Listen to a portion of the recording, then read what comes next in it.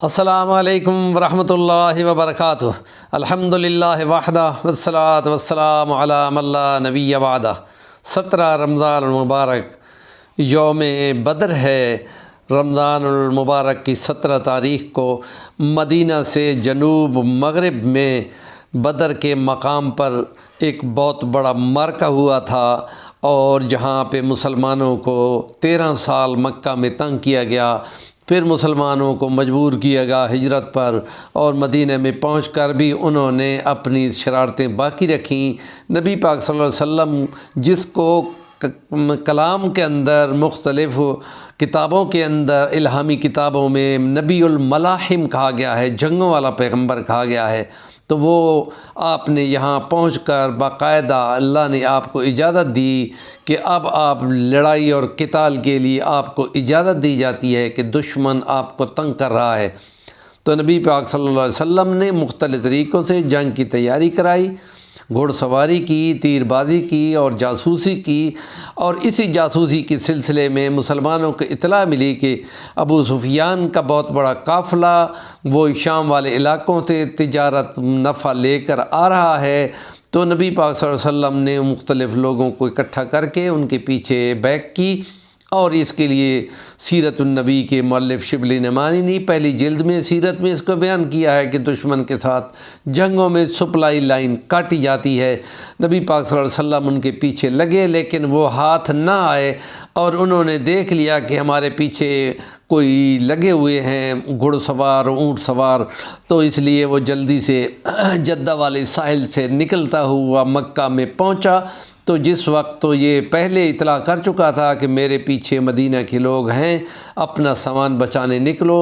تو ابو جہل کی قیادت میں وہ ایک لشکر نکلا جس کی بہت بڑی تعداد تھی، 1000 سے اوپر تھی۔ لیکن جس وقت کہ وہ نکل رہے تھے اسی وقت ایک دن کے فاصلے پہ ابو سفیان پہنچ چکا تھا کہ میں اب خیریت سے پہنچ گیا ہوں، اب تم نہ نکلو۔ کچھ قبائل واپس ہو گئے اور کچھ نہیں گئے، اور انہوں نے بھی جس وقت کہ یہ دیکھا کہ اب ہم تیار ہو گئے ہیں اور 1000 سے اوپر لشکر ہیں اور 200 گھوڑے ہیں اور بہت ساری اسلحہ وغیرہ ہے، تو انہوں نے کہا آج ہم سبق سکھانے نکلتے ہیں۔ تو نبی پاک صلی اللہ علیہ وسلم وہاں بدر کے مقام موجود تھے، اور کچھ دنوں سے وہاں، اور آپ کو یہ اطلاع بھی مل چکی تھی کہ ابو جہل بھی نکل گیا ہے، تو وہاں بدر کے مقام پر اونچے ٹیلے پہ نبی پاک صلی اللہ علیہ وسلم نے اپنا مورچہ بنا لیا۔ حضرت ابوبکر صدیق آپ کے محافظ ہو کے کھڑے ہو گئے، اور رات کو بارش ہو گئی اور تو ریت جم گئی، اور جو نیچے والی جگہ تھی وہاں پانی بھر گیا تھا، اور دشمن کی لوکیشن کے اعتبار سے جو مکے کے مشرکین کا لشکر تھا سورج ان کو سامنے پڑتا تھا،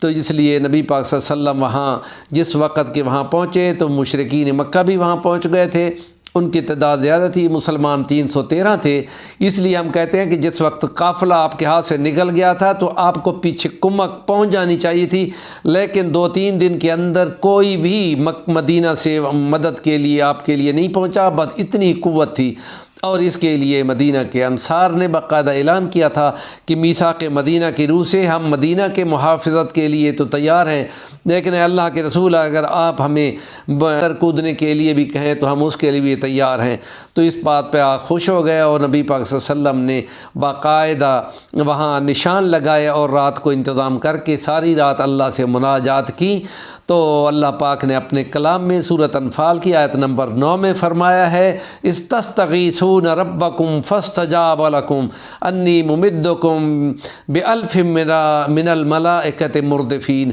ایک دوسرے کے پیچھے لگ کر اتباع کرتے ہوئے ایک کے بعد دوسرا اور لوٹ کر آنے والا ہم فرشتہ 1000 بھیج رہے ہیں مدد کے لیے۔ اور صبح کی اذانوں سے کچھ پہلے نبی پاک صلی اللہ علیہ وسلم کو اس کی اطلاع مل گئی، اور نبی پاک صلی اللہ علیہ وسلم باقاعدہ وہاں لائنیں لگا کر صف بندی کر وہاں کھڑے ہوئے۔ تو یہ جنگ بدر ہے جس کا احوال 4-5 منٹ کے اندر اس کا دوسرا حصہ انشاءاللہ کل ہم اس کو مکمل کریں گے کہ کیسے کس طریقے سے نبی پاک صلی اللہ علیہ وسلم نے اسٹریٹجی بنائی اور دشمن کو پریشان کیا، اور پھر اس مقام پر گھیر کر ان کو لائے جو آپ کی پسند کا تھا، اور آپ نے اونچی جگہ پہ ڈیرہ جمایا، اور پانی کے مقامات پر آپ نے پہلے قبضہ کر لیا تھا، اور جس وقت کی جنگ ہوئی تو دشمن کو سامنے روشنی، سورج کی روشنی پڑتی تھی، ان کی آنکھیں چندیا جاتی تھیں، اور اللہ کے فرشتے جس وقت لڑائی کرتے ہیں تو وہاں ان کے چھکے چھڑا جاتے ہیں۔ ہمارے چینل کا نام ہے سفیر ایمان البانی، ضرور سبسکرائب کر لیں اور کومنٹ بھی کیا کریں۔